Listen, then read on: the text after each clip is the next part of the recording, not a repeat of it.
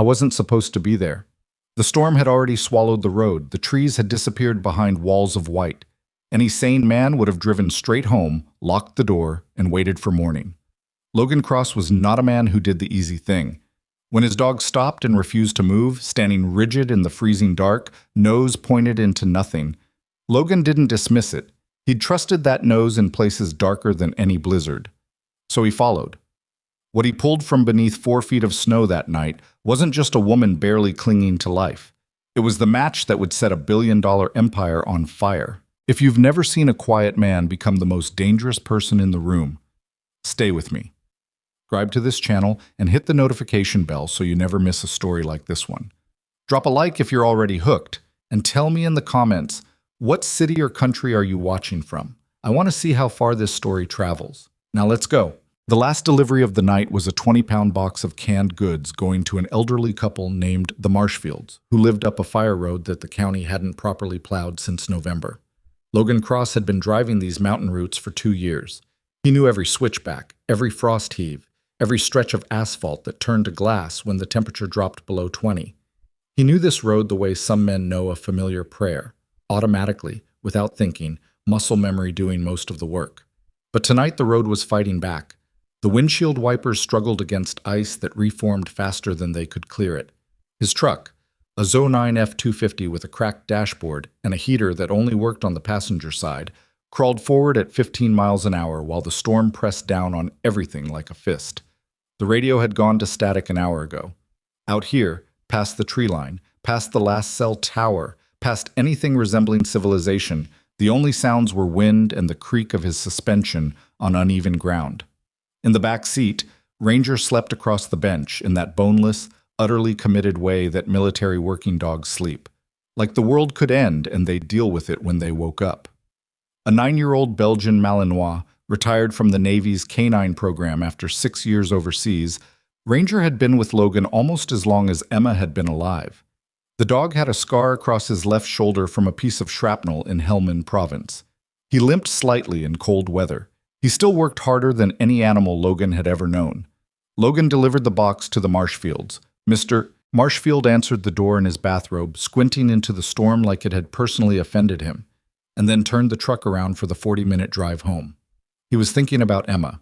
She was 8 years old and she'd been running a low fever for 2 days. Nothing serious, the kind of mild sick that kids bounce through without drama. But she'd asked him before school that morning whether he'd be home before she went to sleep, and he'd said probably, and probably wasn't good enough, and he knew it. He was pushing the truck a little harder than the conditions allowed, not recklessly, but with the low-grade urgency of a father who didn't like being away from his kid in a storm. He was 4 miles from the highway when Ranger woke up. It wasn't gradual. The dog didn't stretch or yawn or ease into consciousness the way he sometimes did. He snapped awake, head up, ears forward, body suddenly rigid against the seat, and pressed his nose to the crack in the window Logan had left open 2 inches for air circulation. "Easy," Logan said, not looking back. Ranger didn't ease. He made a sound, not a bark, not a whine, something in between, something low and sustained, and pushed harder against the window gap. Logan knew that sound. He'd heard it in Iraq. He'd heard it in the mountains of eastern Afghanistan. He'd heard it twice in Yemen. It meant something is wrong out there and you need to stop dismissing what I'm telling you. He pulled over. The truck sat at the edge of the road with its hazards blinking orange against the white dark. Logan sat for a moment with his hands on the wheel, looking at the tree line. The storm was loud. Wind moving through pine branches makes a sound like distant traffic, like something perpetually arriving and never quite reaching you. He could see maybe 30 feet into the trees before the snow became a solid curtain. "What is it, buddy?" Ranger pressed his nose harder against the window gap and made the sound again. Logan exhaled. He reached behind his seat for his heavy work jacket. Not his good jacket, which he'd left at home, but the battered Carhartt with duct tape over a torn seam on the left elbow, and pulled on his wool cap and gloves. He clipped Ranger's lead onto his harness as a formality, knowing the dog wouldn't need it. When he opened the truck door, the cold hit him like a wall. Not the gentle cold of a chilly evening. This was the specific cold of high elevation in a blizzard, the kind that gets into your lungs before you've taken 2 breaths and makes you understand, on a very basic physical level, that the outdoors is trying to kill you, and has been succeeding at this for considerably longer than humans have been around to complain about it. Logan had operated in plenty of cold environments. That didn't mean he liked them. Ranger hit the ground and immediately pulled toward the tree line. "Okay," Logan said. "Okay. Show me." The dog moved through the trees with his nose working, his limp barely visible now that his muscles had warmed up, his attention fixed on something Logan couldn't yet detect. Logan followed, using his phone's flashlight to keep from walking into branches, his breath coming out in hard white clouds. The snow here was deep, past his knees in places, heavy and wet, the kind that collapses under your weight and then packs back in around your legs like wet concrete. They went maybe 150 yards into the trees. Far enough that the truck's hazard lights disappeared. Far enough that the wind dropped slightly, blocked by the dense pines, so the night felt oddly quiet. Ranger stopped. He sat down, the formal, trained alert, in front of a low shape in the snow. A mound, slightly irregular, maybe 5 feet long. The kind of thing you'd look at in daylight and not think twice about. A fallen log under snow, or a boulder, or just the way drifts accumulate against the base of a tree. Logan crouched and brushed snow away with his gloved hands. He found fabric first. Dark blue, soaked through. Then a shoulder. Then a face. A woman. Late 20s, maybe 30. Her skin was the grayish-white of severe hypothermia. Her lips had gone bluish-purple. Her hair was frozen stiff against her cheek. She wasn't moving. "Hey!" Logan pressed 2 fingers to her neck. The pulse was there, faint, irregular, but there. "Hey, can you hear me?" Nothing. He rolled her slightly and found that her right hand was clenched in a fist around something. Even unconscious, even nearly frozen to death, she was holding on to it with everything she had. He could see dark staining on her jacket near her lower ribs, too dark to be water. His stomach tightened.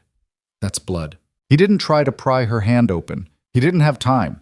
He got both arms under her. She was lighter than he expected, or maybe adrenaline was doing its job, and lifted her out of the snow. "Come on," he told Ranger, who was already moving back toward the tree line. "Stay close." The walk back to the truck was the longest 150 yards of Logan's recent life. She was dead weight in his arms. His boots sank into the snow with every step and came back out with effort that burned his thighs and lower back. He talked to her the whole time. Not anything meaningful, just words, just sound, the way you talk to keep something alive when you're not sure if anything else is working. "Working. Stay with me. I've got you. You're okay. I've got you." She didn't respond. He got the truck's back door open and laid her across the back seat, shoving Ranger's blanket under her head. He cranked the heat all the way to the passenger side, the only side that worked, and angled the vents back as far as they'd go. He pulled off his Carhartt and draped it over her. Then he grabbed his phone and stared at the screen. No signal. He knew there was no signal. He'd known that before he checked. But knowing something and confirming it are different things. And for just a second, he sat there with the phone in his hand, feeling the specific helplessness of a person who is used to having options and suddenly doesn't. His house was 22 minutes away at normal driving speed. He put the truck in gear 7. Pine Hollow sat in a valley between 2 mountain ridges, small enough that it had 1 gas station, 1 diner that closed at 8, and a general store that doubled as a post office on Tuesdays. Logan's cabin was 3 miles outside town, up a private access road that flooded every spring and iced over every winter. He'd bought it 2 years ago because it was cheap and remote, and nobody would bother him there, which had seemed like everything he needed at the time. He made the drive in 18 minutes. Mrs. Garza from next door was watching Emma, a retired school teacher in her 60s who kept a spare key and didn't ask many questions, which Logan appreciated more than he'd ever told her. He left the woman in the truck, ran inside long enough to tell Emma he was home, but he needed a few more minutes and to please stay in bed, and he'd explain everything in the morning. "Who was that?" Emma called from her room. She'd heard the door. "A person who needed help. Go back to sleep." "Is she okay?" Logan stopped in the hallway. 8 years old and already clocking details he hadn't shared. "I'm working on it. Sleep." He got the woman inside with difficulty. The porch steps were icy. The door frame was narrower than he remembered, and she was completely unconscious and offered no cooperation whatsoever. He laid her on the couch near the wood stove, which he got going in under 3 minutes, and stripped off her outer layers because wet clothing would kill her faster than the cold already had. That was when he saw the wound properly. A cut along her left side below the ribs, deep, but not as wide as he'd feared. It had bled significantly at some point, and then slowed, probably because the cold had constricted her blood vessels, which was the only accidental mercy the night had offered her. He cleaned it with the first aid kit he kept in the kitchen cabinet, packed it as well as he could, and wrapped her torso with bandages and then with 2 blankets from the hall closet. Her temperature came up slowly over the next 2 hours. Logan sat in the chair across from the couch and watched her breathe and didn't sleep. Ranger lay on the floor between them with his head on his paws, watching her the same way. Around 2 in the morning, she started shaking. That was good, actually. Shaking meant her body had enough reserve energy to try to warm itself again. He added another log to the stove and brought a mug of broth he'd heated on the stove and held it near her in case she woke enough to drink. She didn't wake, but her color came back. Slowly. Pink returning to gray, gray becoming something more human. He didn't know who she was. Her jacket had no ID, no phone, no wallet, just the thing in her hand which she still hadn't released even unconscious. A USB drive, standard size, black, with a strip of electrical tape around the casing and dried blood on the tape. He didn't try to take it. Whatever she was holding it for, she'd made her decision about it, and it wasn't his to override. He noticed her hands. They weren't the hands of someone who worked outdoors. The nails, even broken and dirty now, had been recently manicured. Her watch, still on her left wrist, miraculously, was the kind that cost more than Logan's truck and the cabin put together. A small detail, but it sat in the back of his mind. Who are you? Well, Emma found her at 7:15 in the morning. Logan had finally fallen asleep in the chair around 5, and Emma, who had her mother's absolute inability to sleep past sunrise, came downstairs in her socks and pajamas and stood in the doorway of the living room staring at the stranger on the couch. She didn't scream. She didn't run back upstairs. She walked to her father's chair and shook his shoulder until he opened his eyes. Dad. Yeah. He was awake immediately, the way he always was, but no grogginess, no transition, just off and then on. There's a lady on our couch. I know. Emma looked at the woman, then back at her father. Is she dead? No, she's sleeping. She doesn't look great. She's not. She was hurt in the storm. I found her in the trees off Route 9. Emma absorbed this. She had her mother's eyes, deep brown, watchful, the kind of eyes that didn't take things at face value. Why didn't you take her to the hospital? Storm closed the roads. I couldn't get through. Oh. Another pause. Is she going to be okay? I think so. Emma nodded slowly, accepting this with the particular gravity of a child who had grown up in a house where drama was handled quietly and panic was considered a waste of time. She went to the kitchen, and Logan heard the refrigerator open, heard her considering breakfast options with the serious efficiency of someone who'd been making her own choices about food since she was 6. The woman on the couch stirred at 8:40. Logan was on his second cup of coffee and his third hour of watching the wood stove when her eyes opened. She stared at the ceiling for a long moment, the blinking, unfocused look of someone trying to remember where they are and coming up empty, and then turned her head and saw him. She flinched. Her right hand went tight around the USB drive. Easy, Logan said, the same word he'd used with Ranger last night, and with approximately the same intention. You're safe. You're in my house. I found you in the trees off Route 9. You were hypothermic and you had a wound on your side. I patched it as well as I could. You need a real doctor, but the storm's still closing the roads this morning. She stared at him. Her eyes moved, quick, assessing, cataloging the room, the exits, him. Sharp eyes. The kind of eyes that had been scared and were working very hard not to show it. Who are you? Her voice was rough, barely above a whisper. Logan Cross. I drive deliveries for Henderson Supply. I live here. He tilted his head toward the window. Pine Hollow. She said nothing. Processing. There's broth on the stove, he said. And water. You need to drink something when you're ready. She pushed herself upright slowly, grimacing when she reached the wound in her side.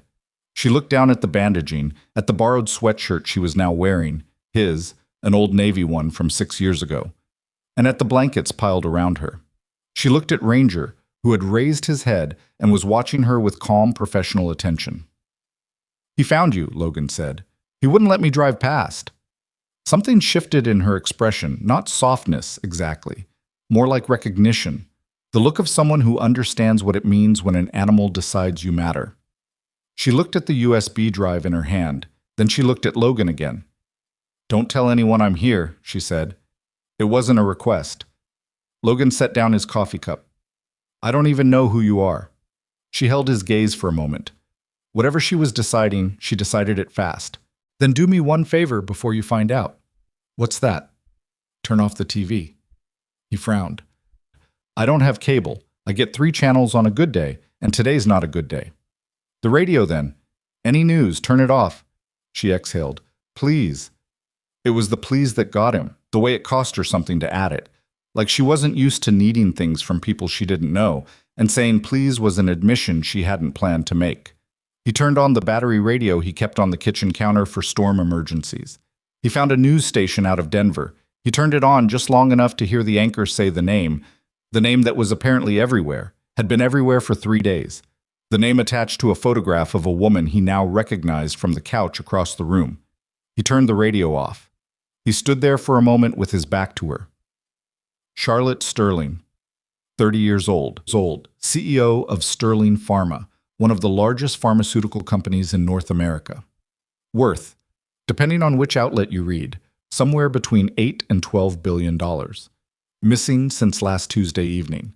Last seen leaving her office in Denver. Her car found abandoned on I-70 with extensive damage consistent with a vehicle collision. The investigation, according to every major news organization in the country, was ongoing. Logan turned around. She was watching him. She hadn't moved from the couch, but she sat differently now. Straighter, like she was bracing for something. He sat back down in his chair, picked up his coffee, looked at her for a long moment. "Okay," he said finally. She blinked. "Okay, what?" Okay, I won't tell anyone you're here." He looked at the USB drive. "At least until you tell me what's on that thing and why someone tried to put you in the ground over it." A long silence. Outside, the storm pressed its white weight against the windows. Ranger got up, walked to the couch, and laid his head on the cushion next to Charlotte Sterling's knee. She looked down at the dog. Then she looked up at Logan Cross. And she started talking. She talked for almost 40 minutes without stopping. Logan didn't interrupt. He'd learned a long time ago that people who needed to tell you something important would tell you faster if you kept your mouth shut and let them find their own way through it. He sat in his chair with his coffee going cold in his hand, and he listened, and the more he heard, the more he understood why she'd been holding on to that USB drive like it was the last solid thing in a world that had turned to water beneath her feet. Charlotte Sterling had not built her company. She'd inherited it at 26, when her father died of a stroke 2 weeks before his 62nd birthday, leaving behind a pharmaceutical empire that employed 11,000 people and operated in 31 countries. She'd spent 4 years learning every part of it, not because anyone expected her to, but because she had a specific kind of stubbornness that doesn't announce itself, the kind that just keeps showing up until the work gets done. "I wasn't supposed to find it," she said. Her voice had steadied as she talked, the roughness from the night before smoothing out into something clipped and precise. She'd accepted the broth and was holding the mug in both hands, the USB drive in her lap. "The financial review was routine. We do it every quarter. I was looking at clinical trial expenditure because one of the research divisions was running 20% over budget, and I wanted to know why before the board meeting." "What did you find?" She looked at the mug. "Trial 7 kilo, a drug called Veracine. It was going through phase 3 trials 18 months ago, supposed to be a next-generation treatment for a specific type of cardiac arrhythmia. The early results were genuinely promising. People in the company were excited about it. Veracine was going to be the thing that put Sterling Pharma on the map for the next decade." She stopped, set the mug on the side table. 23 people died in the trial," she said flatly, "not the 3 that were reported. 23. The other 20 deaths were classified internally as unrelated adverse events, and the documentation was buried in a subsidiary accounting file disguised as equipment depreciation records." She laughed, except it wasn't really a laugh. It was the sound a person makes when they've been angry for so long that it comes out sideways. Equipment depreciation. They hid 20 bodies in an equipment depreciation file. Logan was quiet for a moment. Who knew? At minimum, my CFO, Martin Hale, the head of clinical research, a man named Dr. Paul Riggs, and Victor Kane. She said the last name differently, not louder, but with a weight that the other names didn't carry. Victor Kane sits on my board of directors. He's been on the board for 11 years. He owns approximately 9% of the company and has controlling interest in 3 of our major partner suppliers. He's also the person who recommended Martin Hale for the CFO position 4 years ago and who personally approved Dr. Riggs's contract renewal last spring. So he's in the middle of it. He's not in the middle of it. He is it. She picked the USB drive up and turned it over in her fingers. Once I understood what I was looking at, I spent 6 days pulling every thread. I worked nights. I told my assistant I was doing a personal audit of the research portfolio and I needed complete privacy. I found wire transfers to offshore accounts. I found falsified FDA submission documents. I found emails, actual emails, not even encrypted, between Kane and Hale discussing how to handle what they called the 20 complications. She looked up. That's what they called them, the 20 people who died, complications. The wood stove popped. Ranger's ears moved. The crash, Logan said. 3 days ago. I'd copied everything onto that drive and I was driving to meet with a federal investigator, someone I'd been put in contact with through a law school friend, someone I thought I could trust outside of the company. She touched her side where the wound was. A truck came out of a side road and hit me at approximately 60 miles an hour. It wasn't an accident. The angle was wrong, the speed was wrong, and the truck had no plates. She said it like she was reading from a report, deliberately flat. I got out of the car before it caught fire. I don't remember I'm not sure how long. I was in the trees. I was moving because stopping meant dying, and then I wasn't moving anymore. She looked at him. And then apparently your dog found me. Logan nodded slowly. He looked at Ranger, who had shifted onto his side and was now taking up approximately 70% of the available floor space near the couch. Yeah, he's good at that. The fire crackled. Outside, the storm was starting to ease, the wind had dropped, and the quality of light coming through the windows had changed, white, becoming gray, becoming something approaching possible. Logan stood up and went to the window. The road wasn't passable yet, but by afternoon it might be. You said you were going to meet a federal investigator, he said without turning around. Do you still have a way to contact that person? My phone is gone. It was in the car. I have a landline. He turned back. Old habit. People out here lose cell service half the year. Something moved through her expression. Not quite hope. She was too controlled for hope, at least the visible kind. More like a small door opening. If I can reach Daniel Fitch, that's the investigator, he can begin the process of protecting the evidence. But Logan, she said his name for the first time, and it came out a little carefully, like she was trying it out. If Kane already knows I survived, and I have to assume he does, then calling anyone means they can potentially trace the call, including federal lines. So we're careful about when and how we call. It's more complicated than careful. She shifted on the couch and grimaced.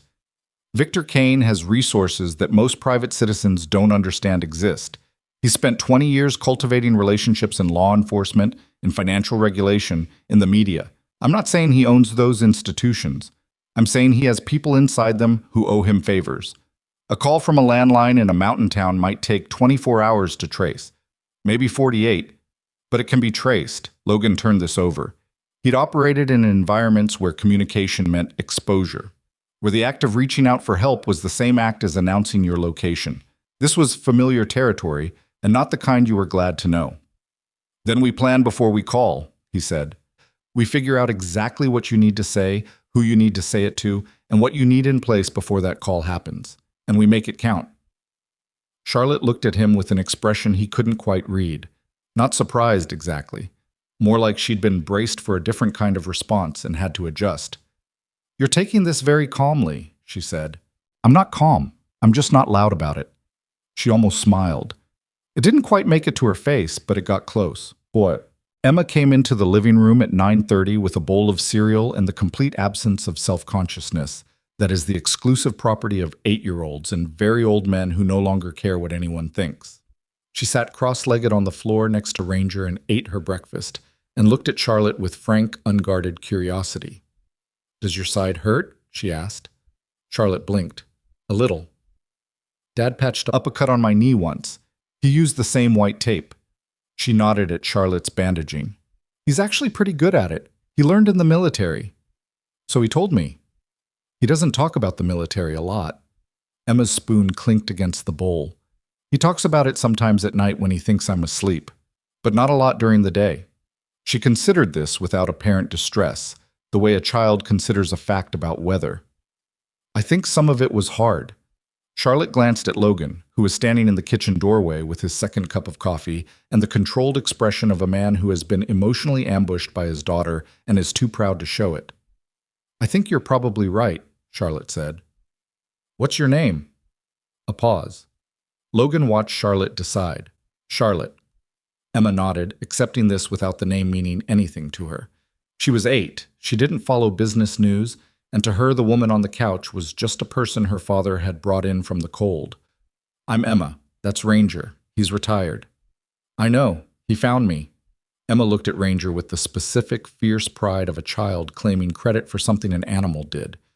"He's the best dog. He came with us when we moved here. He used to have a job." "He still does," Charlotte said. "He just doesn't know it yet." By noon, the storm had dropped to intermittent flurries, which in Colorado mountain terms meant it was practically tropical. Logan checked the road and found it passable with 4-wheel drive, which his truck had. He also found something else. Tire tracks. Not his. His were still visible from last night's return. The right-hand lane, conservative line, the way he always drove in weather. These were different. Someone had come up the access road and stopped approximately 60 yards short of the cabin, idled for what the depth of the track suggested was several minutes, and then reversed back out. Logan crouched at the edge of the tracks and looked at them without touching anything. The tread pattern was from a heavy vehicle, not a standard passenger car. Something with a wider wheelbase, a truck or an SUV. The tracks were partially filled with new snow, which put them at roughly 2 to 4 hours old, somewhere between 8 and 10 in the morning while he'd been inside talking to Charlotte. He stood up and looked back at the cabin. Nobody had called ahead. Nobody knew she was here. He hadn't told anyone, hadn't used his cell, still no signal, hadn't touched the landline, which meant either someone had tracked her movement before the crash, which was possible if they'd put a device on her somehow, or someone was doing methodical sweeps of the area, checking every accessible property within a radius of wherever they'd expected to find her body. Neither possibility was good. He went back inside. "We have a problem," he said. He told her about the tracks. He watched her face as he talked and was neither surprised nor encouraged by what he saw there. The flat, controlled expression of someone who had already been afraid for 3 days and was past the point where new information could shock them. "How long do you think we have?" she asked. "Unknown. If it's a sweep pattern and they didn't see anything unusual, they might move on and not come back immediately. If they had equipment on the approach, cameras, sensors, they may already know my truck is here and they're regrouping." "Cameras," she said. "Kane's team would have cameras." "Then we assume worst case." She nodded. "How do we get out?" Logan was already thinking about this. He knew the terrain around his property the way he'd learned any operational environment. Not casually, but deliberately, because he was a man who thought about exits. There was the access road, which was the obvious route and therefore compromised. There was a fire break that ran along the north ridge, accessible through the trees behind the cabin, that connected to a Forest Service maintenance track about 1.5 miles out. That track crossed a creek, probably frozen solid this time of year, and came out on Route 12 near the Pinecrest Ranger Station. It was a difficult route in good weather. Today, with residual storm conditions and a woman with a wound in her side, it was going to be genuinely unpleasant. "There's another way out," he said. "It's not comfortable." "I haven't been comfortable since Tuesday." "Fair enough." He looked at Emma, who had drifted back to the living room and was reading on the floor with Ranger's head in her lap, apparently oblivious. She wasn't oblivious. He knew that. She was doing what she did, staying quiet, watching, processing. "Emma comes with us. I'm not leaving her here." Charlotte didn't question this. Obviously. He had the bag packed in 20 minutes. He'd done this before, not in a Colorado cabin, but the underlying logic was the same. You take what you can carry fast, you prioritize function over comfort, and you leave everything behind that doesn't directly improve your odds of reaching somewhere safer than where you're standing. He packed warm layers for Emma, his medical kit, water, food for 3 people for 2 days, his emergency radio, and the hunting knife he kept in the kitchen drawer. No firearm. He'd sold his last one 2 years ago because having it in the house with Emma had started to feel like a choice he'd made for himself rather than for her. He thought about that decision now and felt something adjacent to regret, but not quite there. You work with what you have. Emma took the news that they were leaving with the same equanimity she brought to most things. She put on her snow gear without being asked twice, packed her own small bag with the 3 items she apparently considered essential: a worn paperback, a photograph of her mother, and a dog treat for Ranger that he consumed immediately, and stood by the back door in her boots, looking like someone ready for an inconvenient but manageable field trip. "Are we coming back?" she asked. "Yes," Logan said. She looked at him. 8 years old, and she already had a reliable detector for when he was saying something true versus something he needed to be true. He met her eyes. "I don't know exactly when, but yes." She nodded and clipped Ranger's lead herself. They moved through the trees behind the cabin in single file. Logan first, then Emma with Ranger, then Charlotte, and the forest swallowed them within 100 yards. The snow here was dense between the pines, knee-deep in open patches, and manageable under the canopy where the branches had caught most of it. Charlotte kept up without complaint, though Logan could see from the way she held her left arm slightly stiff against her body that her side was hurting. She didn't mention it. He didn't ask, because asking wouldn't change anything, and she was clearly not a person who found sympathy useful. They were perhaps 40 minutes into the trees when Ranger went rigid. Not the alert from last night. That had been about finding. This was different. This was the alert Logan had seen in operational context, the one that meant human presence, direction unknown, pay attention right now. He stopped, held up a fist, the old hand signal, instinct rather than intention. Behind him, Emma stopped immediately. Charlotte, who had no military background but enough intelligence to read the body language of the person in front of her, stopped a half-second later. The forest was quiet. Too quiet. Birds that had been moving in the branches above them had gone still. Logan tilted his head slowly toward the northeast. There. Movement. Not wind. The wrong rhythm for wind. Something moving parallel to them through the trees, 60, maybe 70 yards out. He turned back and held up 2 fingers, then pointed northeast. Charlotte's eyes moved in that direction. She understood. They stood absolutely still for nearly 2 minutes. Long enough that Emma's nose started running from the cold, and she wiped it on her sleeve with admirable silence. Long enough for Ranger to decide that whatever he'd flagged had moved past their position and was tracking outward rather than converging. Logan exhaled. They changed course, bearing more directly north now, adding distance from the parallel movement. He pushed the pace as much as the terrain allowed. Emma, to her enduring credit, kept up without being told and asked for no explanation. The creek was frozen, as he'd expected, and solid enough to cross without concern. The ranger station beyond it was unoccupied. It was a winter closure, just a locked prefab building with a generator shed and a covered equipment bay. Logan had an emergency key for it on his keyring because 2 years ago he'd helped the county search and rescue team retrieve a hiker, and the station commander had given him one with the casual generosity of mountain people who understand that isolated places occasionally require improvised cooperation. He unlocked the station and got them inside. The building was cold and smelled like diesel and old coffee, but it was shelter, it was off the fire road, and it was defensible in the basic sense that it had solid walls and a single entrance. Logan got a propane heater going, while Charlotte sat down on a metal folding chair and pressed her hand to her side, with an expression that suggested she'd been suppressing more discomfort than she'd let on. "Let me look at that," he said. "It's fine." "I didn't ask if it was fine. Let me look at it." She considered arguing, then apparently decided the effort wasn't worth the outcome and lifted the edge of her jacket. The bandaging had held, but there was fresh staining. Not a lot, but enough to tell him the movement had reopened it slightly. He repackaged the wound with supplies from his kit. She sat still and let him work and looked at the opposite wall with the kind of deliberate blankness that isn't actually blankness, but is the face you put on when you're concentrating very hard on not reacting. "You're going to need stitches when this is over," he said. "I know. Probably a tetanus shot, too." "Logan?" "What?" "I know." A pause. "Thank you." He didn't say anything to that. He finished taping the bandaging and she lowered her jacket.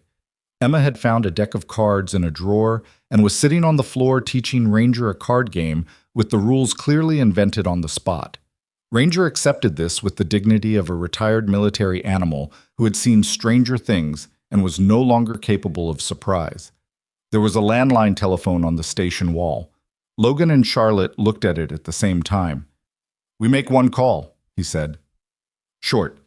We tell Fitch where we are and what we need, and then we hang up and we assume we have between 6 and 36 hours before whoever is looking for us can triangulate this location."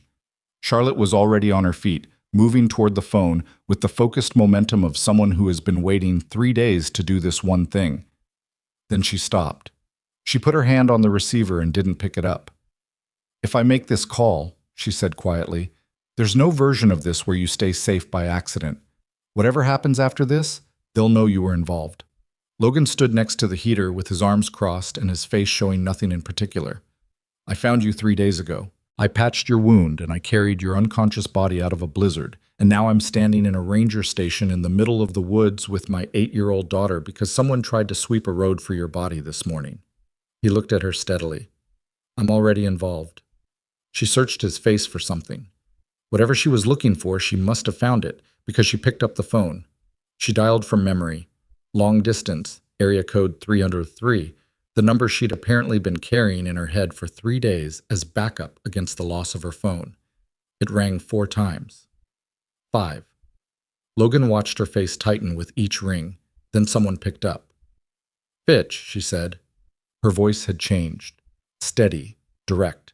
The voice of someone who ran a company and knew how to carry authority in a single syllable. "It's Charlotte Sterling. I'm alive. Listen carefully because I'm not going to repeat this." She talked for 90 seconds. Logan listened and noted 2 things. She was precise, she gave exactly the information necessary and nothing extra, and she didn't sound frightened. She sounded like a person who had been frightened and had decided the fear wasn't serving her anymore. She hung up. In the silence that followed, the propane heater hummed its one steady note, and outside the ranger station the snow had stopped entirely, and the mountains sat under a sky that was starting finally to clear. "He's coming," she said. "He needs time to move without triggering surveillance on his end." He said 48 hours. 48 hours, Logan repeated. He also said, She stopped. "What?" She turned to face him fully. There was something in her expression that hadn't been there before. Not fear, not quite. Something rawer than that. Something it looked like she'd been holding back since the moment she'd opened her eyes on his couch that morning and found a stranger watching her breathe. He said, "Kane's people already filed a missing persons report claiming I may have been taken by an employee with a grudge. They've been building a narrative that positions me as a victim of kidnapping rather than—" She stopped again. "Rather than a witness," Logan said. "Rather than a witness who got away." Her jaw tightened. "They're not just trying to find me. They're building the story they're going to tell after they do." Logan Cross had been in situations where the enemy controlled the information. He knew what that meant for the people the information was about. He knew it with the particular clarity of someone who had watched it play out in places where the consequences were immediate and permanent. He looked at Charlotte Sterling, standing in a cold ranger station in borrowed clothes with a wound in her side and a USB drive in her jacket pocket, and 48 hours between her and the thing she'd been trying to reach for 3 days. And he thought that she was, genuinely, one of the tougher people he'd met. Not in the way that word usually got used, not loud or hard or unfeeling, tough in the way that meant she'd been hit and she'd stayed up. "Then we make sure the story they're building never gets to be the only story," he said. Emma looked up from her card game. "Dad, is this the part where things get more complicated?" Logan looked at his daughter. "Yeah, Bug, it is." She considered this and turned back to Ranger. "Okay, your turn. Pick a card." The 48 hours that Daniel Fitch had asked for turned into 31 before everything came apart. It started small, the way dangerous things usually do. Not with an explosion or a confrontation, but with a detail that was slightly wrong, the kind of thing that a person operating on 2 hours of sleep and borrowed adrenaline might have dismissed as nothing. Logan Cross was not that kind of person. They'd spent the first night in the ranger station. Charlotte had taken the narrow cot in the back room, and Logan had slept in the chair nearest the door with his jacket pulled over his shoulders and his boots still on, the old habit from deployment that he'd never quite shed. Emma had curled up on the floor between two equipment bags using Ranger as a pillow, which Ranger tolerated with the resignation of an animal who had long since accepted that his dignity was not the priority. The propane heater kept the temperature barely tolerable. Outside, the sky had cleared to the deep, hard-edged black of a mountain night, and the stars were the kind of visible that only happens above 8,000 feet after a storm has scrubbed the air clean. Logan had slept in 90-minute intervals, waking to check the windows and the door and the silence, and then sleeping again. On the second morning, he walked the perimeter of the station in the early gray light and found boot prints in the snow on the east side of the building. Fresh ones. Single set, coming from the tree line, stopping approximately 15 feet from the station wall, then returning the way they'd come. Someone had come to look. Someone had decided, for whatever reason, not to come closer. That meant they knew the station was occupied. It also meant they were watching rather than moving, which suggested they were waiting for something, either confirmation of who was inside or reinforcement or both. Logan went back inside and woke Charlotte. She was already half awake. He had the impression she hadn't slept deeply at any point in the night, that she'd been lying in the dark in that particular state of exhausted wakefulness that is worse than either sleep or full consciousness. "We've been found," he said quietly, so Emma wouldn't hear. Not confirmed yet, but someone was close enough to look. Charlotte sat up and pushed her hair back. It had dried unevenly overnight, and she looked nothing like the photographs he'd seen on the news, which, he supposed, was the best thing that could be said about their situation. "How long do we have?" "Unknown. If they're waiting for backup, maybe hours. If they already have it—" He didn't finish that sentence. She understood anyway. "We can't stay here." "No. But Fitch isn't coming for another 17 hours. "We can't stay here," he said again. He said it in the same flat tone, not impatient, just clear. Sometimes repeating the essential fact was the only useful response to someone working through their reluctance to accept it. Charlotte looked at the window. Then she looked at him. "Where do we go?" He'd been thinking about this since he'd found the boot prints. There was an abandoned hunting cabin approximately 2 miles northeast, on a slope above the tree line that had poor vehicle access and no road approach within half a mile. He'd found it the previous spring while doing a solo trail run, one of those accidental discoveries that happen when you spend enough time in country. A squat, rough-built structure with a wood stove and a tin roof, and walls thick enough to hold heat if you got a fire going. No running water, no electricity, no landline. Nothing that could be traced or tracked. Also no telephone, which meant no contact with Fitch, which meant they'd have to find another way to hand off the location. He told Charlotte this while he was repacking the bag. He kept his voice low and his hands moving because stopping meant thinking about how thin the margin was getting, and thinking about that wasn't going to improve anything. "I have one more option for reaching Fitch," Charlotte said. She was pulling on her second pair of socks, his, wool, 2 sizes too big. "I have a journalist. Her name is Nora Vass. She writes for the Continental Ledger. She's been working on a story about pharmaceutical regulatory fraud for 8 months, separate from my situation, and she and I have spoken twice off the record in the past year. She has a source protection protocol, a specific email address that routes through 3 separate servers. If someone with access to a secure terminal can send her a message with a code phrase, she'll know it's from me and she'll contact Fitch directly." Logan stopped packing. "You've been sitting on this for 2 days." "I've been sitting on this for 2 days because using it means pulling another person into a situation that's already gotten one person hurt and could get more hurt before it's over." She looked at him directly. "I wanted to be sure before I lit that match." He looked back at her for a moment, understood the calculation. He'd made similar ones, in different contexts, where the cost of bringing someone into a situation had to be weighed against what leaving them out would cost. It wasn't a comfortable calculation either way. "How do we access a secure terminal from the middle of the mountains?" "The Pine Hollow Public Library," she said. Has 6 public access computers, a secure server connection installed 2 years ago through a state digital equity grant, and it opens at 9 in the morning. Logan stared at her. I was the CEO of a $12 billion company, she said, without any particular pride in her voice. I know things about infrastructure. Emma, upon being told they were going to the library, said, finally, with the specific energy of a child who considers access to books a basic human right that the past 2 days had violated. She put on her snow gear in under 4 minutes. Getting to Pine Hollow was the problem. The ranger station was accessible by foot through the trees, and the town was approximately 3 miles from their current position if they cut across the North Meadow rather than taking the fire road. 3 miles in residual snow with a partially re-injured woman and an 8-year-old was not a casual stroll. But the fire road was the route a search pattern would cover first, and the meadow route, while harder, was open enough that Logan could see anyone approaching from a significant distance. He chose the meadow. They left the station at 7:45. The sky had gone the pale, washed-out blue of post-storm Colorado winter, the kind of morning that would have been beautiful under other circumstances. The snow on the meadow was crusted from the overnight freeze, which made it easier to walk on and also made their footprints less distinct. Each step compressed the surface rather than punching through, leaving marks that the wind would begin to smooth within an hour. Ranger worked beside them without a lead. He ranged slightly ahead and to the side, nose working, body language easy. Logan watched the dog the way he'd learned to watch him years ago. Not constantly, but peripherally, because Ranger's posture was more reliable than most instruments. Charlotte walked steadily. She held her left arm close to her body without making a production of it, and her pace was even, and she didn't ask for breaks. At one point, crossing a rise where the snow was deeper and the crust broke through and she stumbled, she caught herself with her right hand in the snow and straightened without comment and kept moving. Logan noticed. He didn't say anything.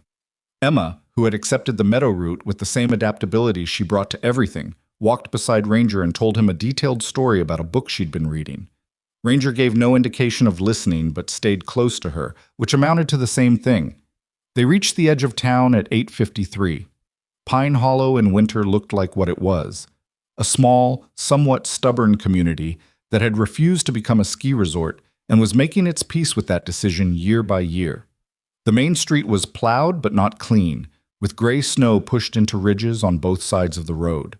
The diner had a hand-lettered open sign in the window with a coffee cup drawn under it. 3 trucks were parked in front of the hardware store. A dog, not Ranger, someone's mutt on a rope, barked twice from a porch, and then lost interest. Ordinary. Completely ordinary. Which meant nothing, because Logan had learned in places a long distance from Colorado that ordinary was occasionally the most dangerous thing an environment could look like. He scanned the street without appearing to. 2 vehicles he didn't recognize, a gray SUV near the gas station and a dark blue pickup at the far end of the block near the post office. Both could belong to anyone. Both made the back of his neck feel slightly wrong. Walk normal, he said quietly. Like we're going to the library because that's what we're doing. Emma, hold Ranger's lead. Emma took the lead and matched his pace without question. The library was on a side street half a block off Main, a low, wide building with stone steps and a wooden sign that had been repainted recently enough that the letters were still sharp. The door was unlocked at 9:02, held open by a woman named Helen, who Logan knew slightly, a retired teacher of about 70 who ran the place with the organized authority of someone who had once managed a classroom of 27 fifth graders and found the library comparatively relaxed. Helen looked at the 4 of them, Logan, Emma, Charlotte, Ranger, with the measured interest of a librarian who has seen most things. Morning, Logan. Emma. She looked at Charlotte. New in town. Visiting, Charlotte said. She'd pulled her hat low and she was wearing Logan's old scarf around the lower half of her face against the cold. She looked like any other person coming in from a mountain morning, which was exactly what Logan needed her to look like. The computers are open, Helen said. Ranger can stay if he behaves. He's always well behaved, Emma said, which was partially true. Charlotte was at a terminal in the back corner within 3 minutes. Logan sat beside her, angled so that he was facing the entrance. Emma took Ranger to the children's section and began the process of selecting books with the gravity appropriate to a significant decision. The email took 4 minutes to compose. Logan watched Charlotte's face as she wrote, focused, efficient, no wasted movement. She typed the code phrase in the subject line and wrote 6 sentences in the body of the email. Their approximate location, Fitch's name and the 48-hour window, the fact that the USB drive was intact, a request for Fitch to receive Charlotte at a specific public location, the county sheriff's office in Mill Haven, the nearest town with a federal presence, and a time. 36 hours from now. She also wrote 2 sentences to Nora Vass directly. She told the journalist that she was prepared to speak on record about everything on the drive, and that when this was over, she would give her the first interview. She hit send. Then she sat back and exhaled through her nose. Done, she said. Now we move, Logan said. They were halfway to the door when he saw the gray SUV again. It had repositioned. It was now parked directly across from the library entrance, engine running. He could see the exhaust in the cold air. The windows were tinted. He couldn't see how many people were inside. He stopped at the entrance without opening the door and turned back casually, as if he'd remembered something. Helen, he called across the room. The librarian looked up from her desk. Is there a back exit? She read his face with the particular attentiveness of a woman who had spent 40 years watching people and knew when a question meant more than its words. She pointed toward the rear of the building without asking why. Storage room on the left. Door opens to the alley. Thank you. Emma appeared at his elbow. She'd selected 2 books. She was carrying them under her arm with the purposeful air of someone intending to leave with them regardless of circumstances. We're going out the back, Logan told her. I figured, she said. The alley behind the library ran between the building and a chain-link fence bordering the elementary schoolyard. Snow had been plowed into a long ridge down the center, and the passage was narrow enough that they moved single file again. Logan first, Charlotte, Emma, Ranger last. Logan was watching the end of the alley, the place where it opened onto the parallel street behind the block, when the sound came from behind them. Boots on packed snow. More than one set. Moving without trying to be quiet, which was its own kind of message. Logan turned. 2 men had come in through the far end of the alley, the end they'd exited from. Both wore dark clothing and tactical boots with no insignia on anything. One was large, wide-shouldered, moving with the balanced economy of someone trained. The other was slightly shorter and carrying something in his right hand that he hadn't raised yet but that Logan clocked immediately. The large one held up what appeared to be a federal identification badge. Charlotte Sterling, he said. His voice was level and entirely professional. We're here to bring you in for your safety. Please come with us. Charlotte went very still beside Logan. The identification looked right. The presentation was correct. The phrasing was exactly what a legitimate federal protective detail would use. It was too correct, too prepared, too smooth. Logan had encountered actual federal agents in the field more than once. They were generally underpaid, intermittently disorganized, and communicated with the specific bureaucratic awkwardness of people navigating real institutional constraints. These 2 had the practiced ease of men who had rehearsed this scene and were comfortable with what came after it. What's your supervisor's name? Logan asked. A-Beat, small. A real agent would have answered immediately. Sir, this isn't the time for... What's your supervisor's name? Logan said again, the same tone, no louder. The large man's jaw tightened. His partner shifted his weight. That was enough.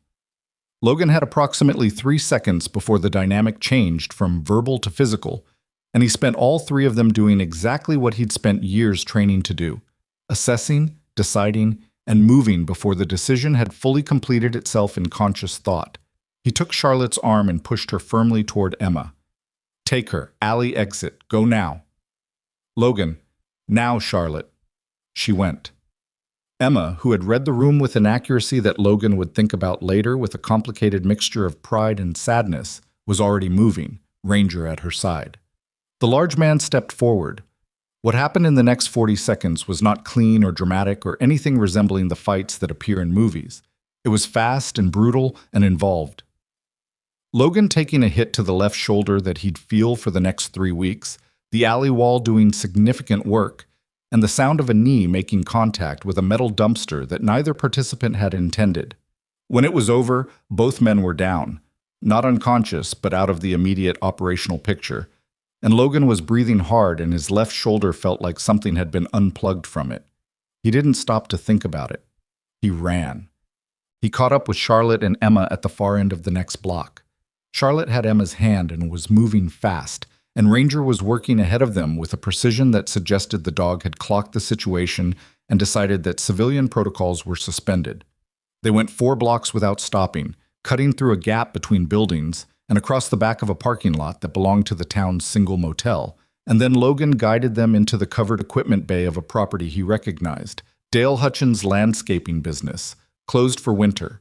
The large rolling doors pulled down, but the side access door unlocked, as it always was, because Dale lost his keys every other month and had given up on locking things he'd just have to break back into.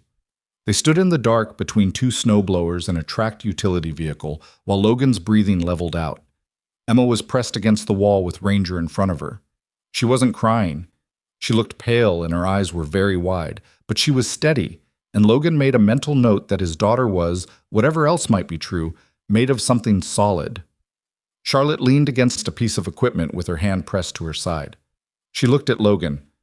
"Those weren't federal agents," she said. "No. Kane moved faster than I thought he could.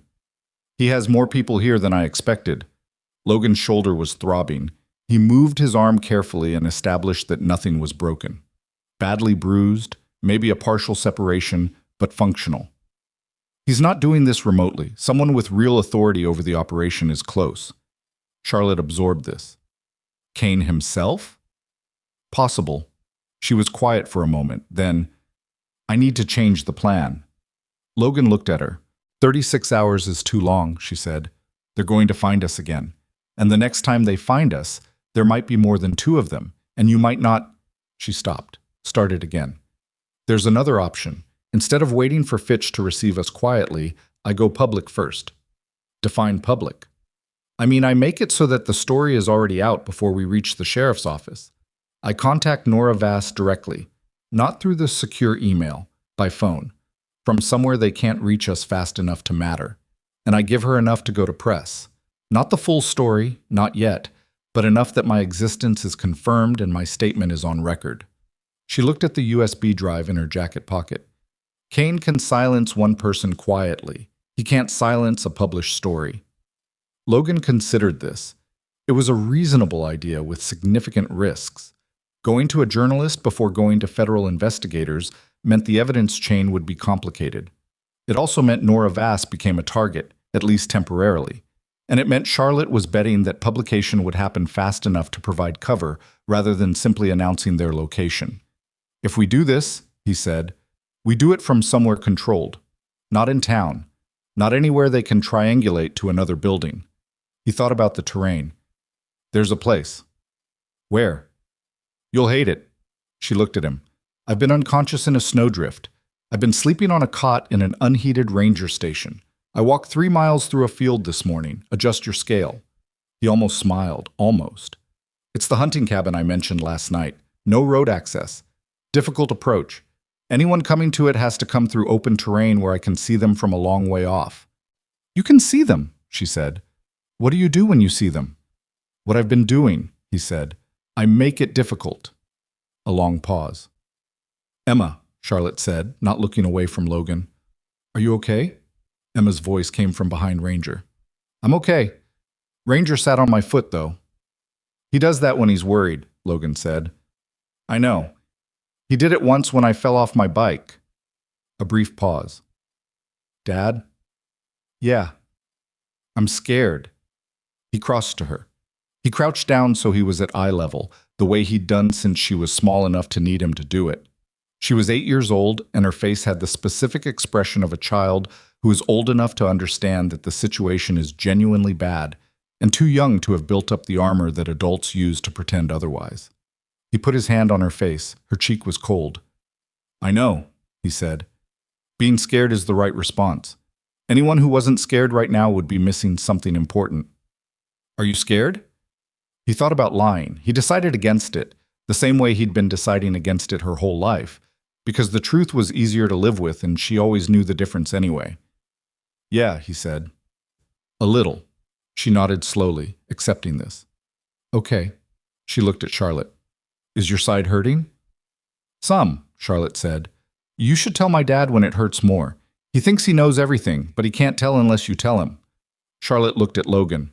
Something moved through her eyes. Not amusement exactly, but something warmer than what had been there before. I'll keep that in mind. They reached the hunting cabin by 2 in the afternoon. It was as Logan had described it: rough, small, functional in the way that things built for a single purpose, and no comfort were functional.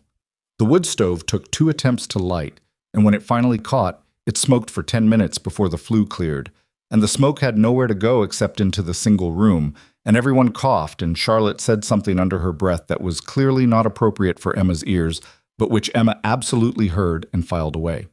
Logan found a camp radio on a shelf, battery-powered, and tuned it while Charlotte borrowed his phone, which had intermittent signal here, barely, 1 bar, to call Nora Vass.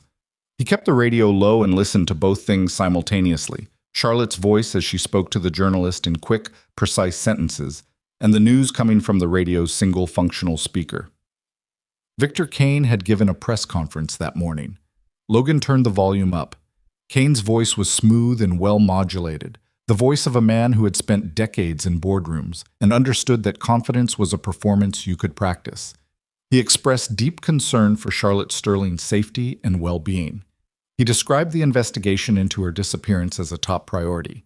He mentioned, with careful lawyerly precision, that preliminary evidence suggested that Charlotte had been under significant personal stress in recent months, and that the company was cooperating fully with all relevant authorities in the hope of ensuring she received the care and support she needed.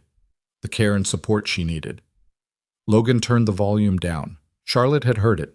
She'd gone silent mid-sentence with the phone at her ear, and Logan had watched something cross her face, a flash of something cold and furious that was there, and then controlled, pulled back under the surface.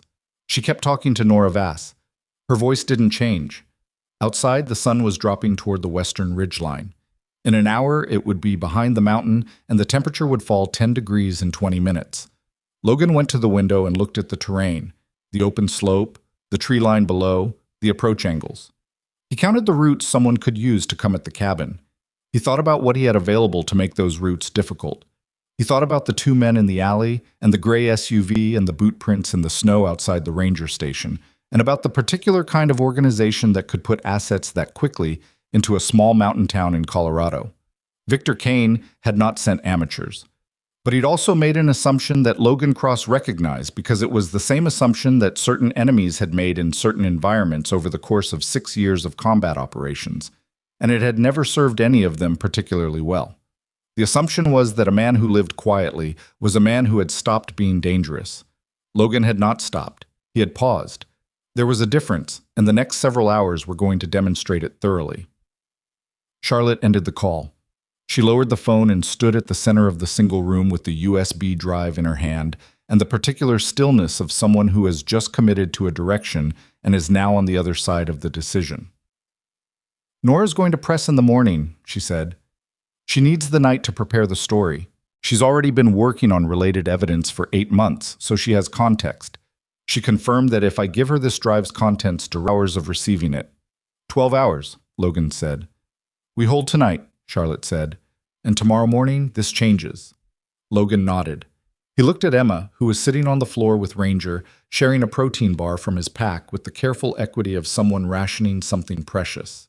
He looked at the door and the windows and the terrain outside going gold and then gray as the sun completed its exit behind the mountain. He had one night to keep 3 people alive in a location that Victor Kane's people were probably already trying to find. He started thinking about the trees. He started thinking about every natural feature of the slope he'd observed on the approach. The ridgeline, the drainage ditch along the east side, the stand of old-growth pine below the cabin that would funnel anyone approaching from the south into a narrow corridor.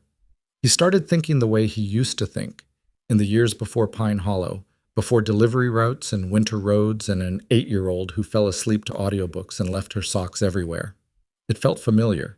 He did not feel good about the fact that it felt familiar, but he was where he was and what he was, and there was no version of this night that didn't require him to be exactly that. Victor Kane had 20 years, unlimited money, and a team of professionals. Logan Cross had the mountain, the dark, 9 years of the most demanding military training the country produced, and a retired Belgian Malinois who had already decided that the woman on the couch and the girl with the protein bar were part of his unit. He'd worked with less. The night came down fast the way it does at elevation in December, not gradually, but all at once, like someone pulling a shade. By 5:30 there was no light left on the slope except what came from the stars, and faintly, from the banked fire inside the cabin. Logan had reduced the fire to coals deliberately, enough to keep Emma and Charlotte from hypothermia, not enough to throw visible light through the windows. He'd also taken the single lantern and put it on the floor in the corner farthest from the glass, so that from outside the cabin would look dark, unoccupied, not worth investigating. He didn't believe that would be enough. But it bought time, and time was the thing he was trading in tonight. He'd spent the hour before dark working the terrain. He knew the slope the way he'd learned every piece of ground he'd ever had to defend, not theoretically, but physically, walking it, touching it, understanding where the footing was solid and where it wasn't, where the drainage ditch would funnel a person's steps, and where the old deadfall logs created natural barriers. He'd worked with what the mountain gave him, a drainage trench along the east approach that would be invisible in the dark, and that would send anyone moving fast down the slope in exactly the wrong direction. A section of old fencing wire he'd found coiled behind the cabin, which he'd strung at knee height across the southern corridor between the pines, not to injure anyone seriously, just to interrupt momentum and create noise. A stack of dry wood beside the cabin door that he could use to block the entry, and that would make a significant racket if displaced. Small things. None of them lethal. All of them designed to slow, to alert, to complicate. He was not trying to win a battle tonight. I was trying to survive until morning, which was a different objective and required a different approach. Charlotte had understood this when he explained it. "You're not trying to stop them," she said. "I'm trying to make it take long enough that it doesn't matter whether they stop or not." She'd looked at him for a moment with the expression he'd come to recognize over 3 days. Not quite agreement, not quite relief, something in between that didn't have a clean name. "Okay," she said. "Can you shoot?" he asked. A pause. "I went to a range twice, 3 years ago, for a board team building thing." She looked at him steadily. "I was terrible." "Then you're not shooting anything." He handed her his hunting knife, handle first. "This is for close range and only if there is no other option." "Do you understand what I mean by only if there is no other option?" "Yes." "Say it back to me." She didn't roll her eyes. She said, "If someone is physically on me and there is no other way out." "Good." He put his hand out and she gave the knife back. "I'm going to keep it. I just needed to know you understood the conversation we were having." She understood. He could tell she understood because she didn't argue and she didn't ask follow-up questions about scenarios that weren't worth discussing, which was exactly what he'd needed from her. Emma was asleep in the back corner of the cabin, wrapped in every spare layer they had between them. Ranger was beside her, and Logan had made clear to the dog, not in words, because Ranger didn't need words for this category of instruction, that his job was to stay with the girl and not move unless Logan said otherwise. Ranger had arranged himself against Emma's side with the particular solidity of an animal that has decided on a position and will not be relocated. Logan sat near the door with the darkness and the cold and the sounds of the mountain and waited. They came at 11:17. He heard them before he saw them. The specific crunch of snow compressing under weight, moving with discipline but not quite with silence, coming up the south approach through the pine corridor. More than 2. He listened and counted footfall rhythms and settled on 4, possibly 5. Then Ranger lifted his head in the dark.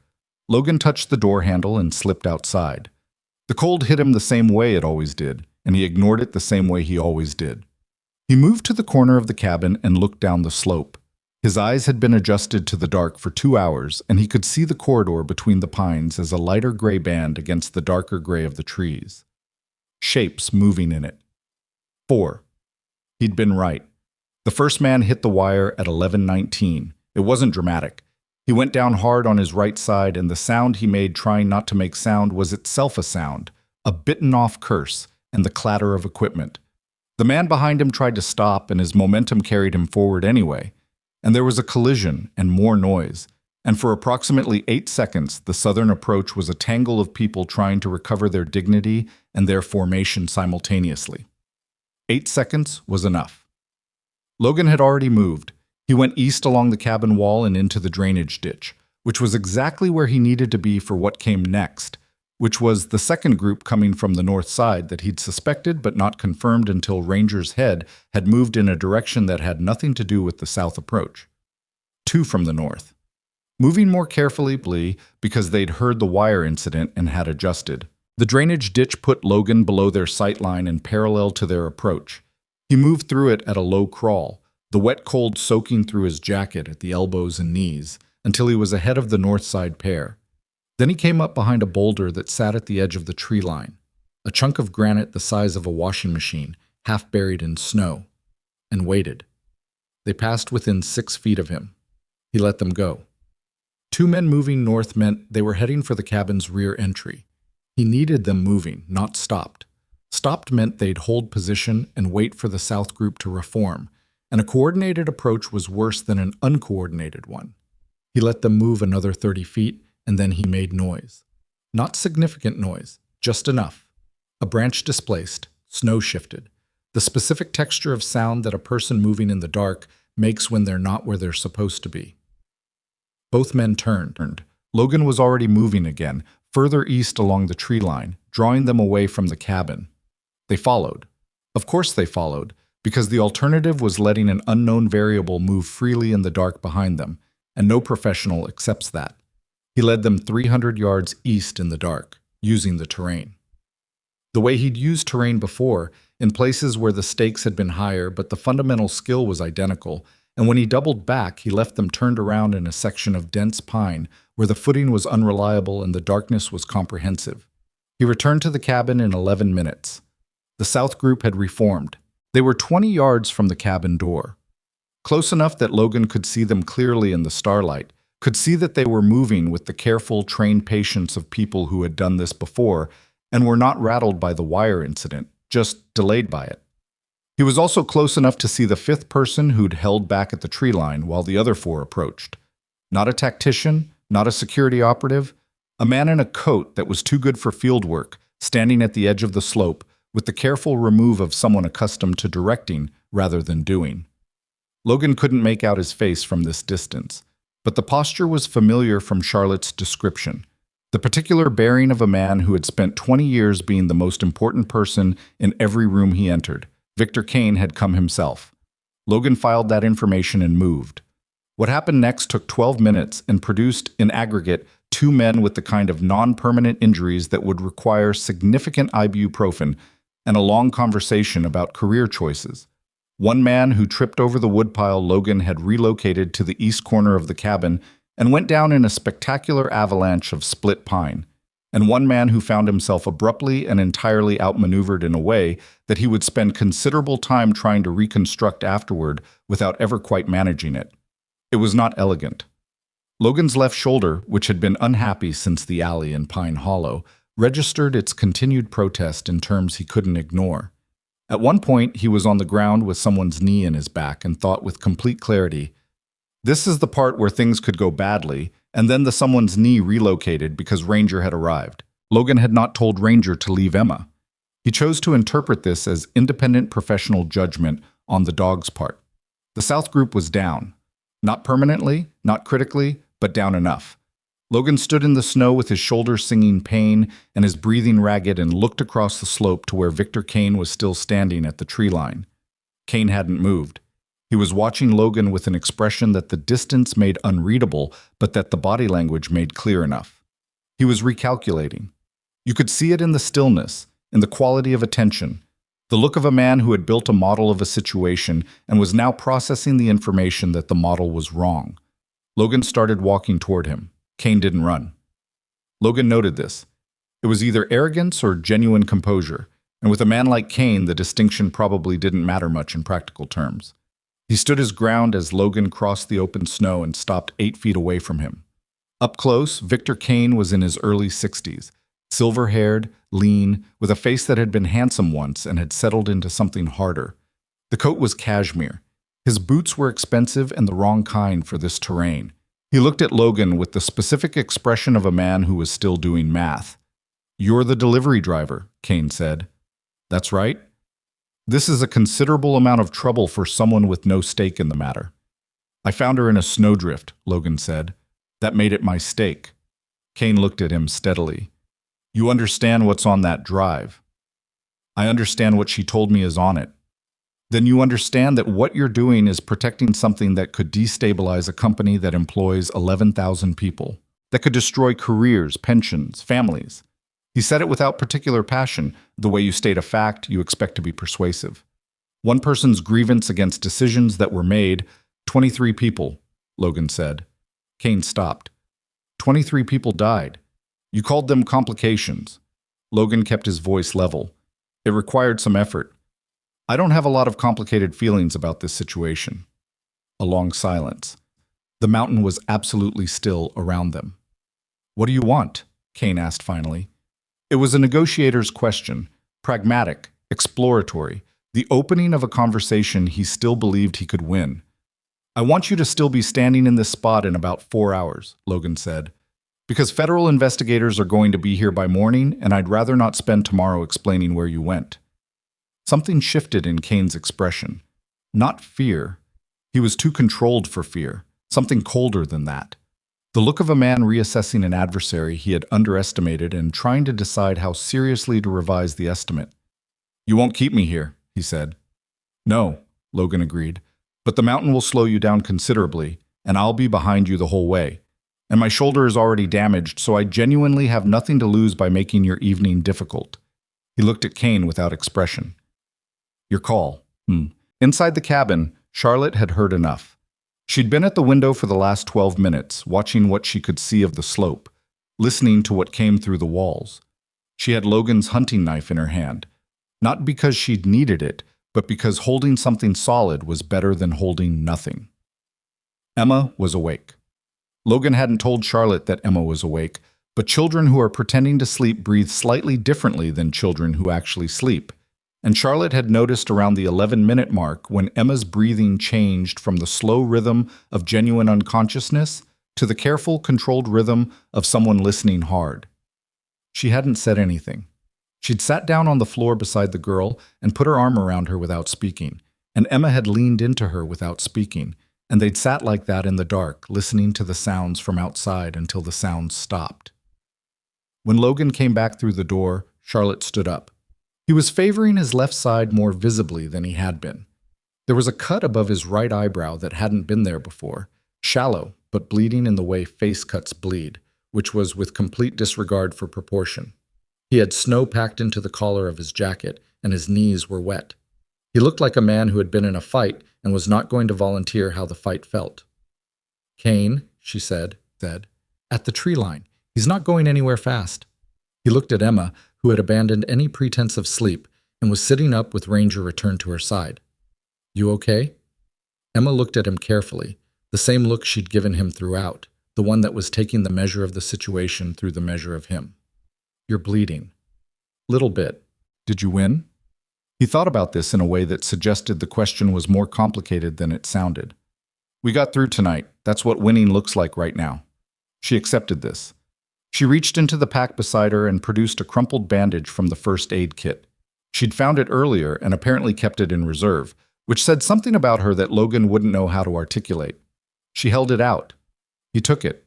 He pressed it to his eyebrow and looked at Charlotte. Can you drive? Yes? My truck is 2 miles from here, where we left it near the ranger station. By the time we reach it, it'll be 5 in the morning. I need you to drive us to Millhaven. That's 2 hours. Yes. Fitch said the sheriff's office, and that's where we're going. He looked at the USB drive on the shelf where she'd left it. With that, Charlotte picked it up. She'd been picking it up and putting it down for days. In the snowdrift, in the cabin, in the ranger station, in the library. Each time it had the same weight, the same temperature. Each time it meant the same thing. Everything that 23 people had died for, and that she'd nearly died for, and that Logan had put himself between his daughter and an armed team of professionals for. She closed her hand around it. Let's go, she said.